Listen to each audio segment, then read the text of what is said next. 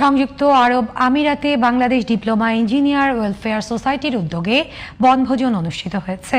Sharjah national পার্কে আয়োজিত বনভোজনে অংশ নেন প্রবাসী বাংলাদেশি প্রকৌশলী ও সাংবাদিকরা।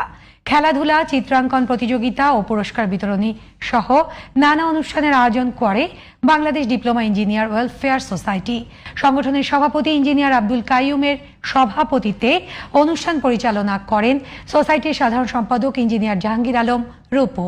এ সময় রফিকুল ইসলাম খান, নুরুল ইসলাম, তারেক, ইকবাল, মাহে আলম, এস.এম. করিম, মাহফুজুর রহমান, সাজ্জাদুর রহমান, রুহুল আমিন, বদরুদ্দোজা শফু, মুজাহিদুর রহমান, মাহিনুর রহমান শিফু, শাকিলা চৌধুরী লুনা, সোহেল, ফারুক ও নাসিম উপস্থিত ছিলেন।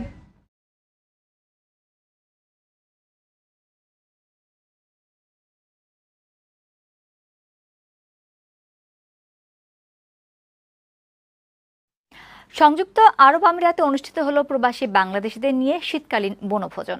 বাংলাদেশ ডিপ্লোমা ইঞ্জিনিয়ার ওয়েলফেয়ার সোসাইটির উদ্যোগে আয়োজনটি হয়ে ওঠে প্রবাসীদের মিলন মেলায়।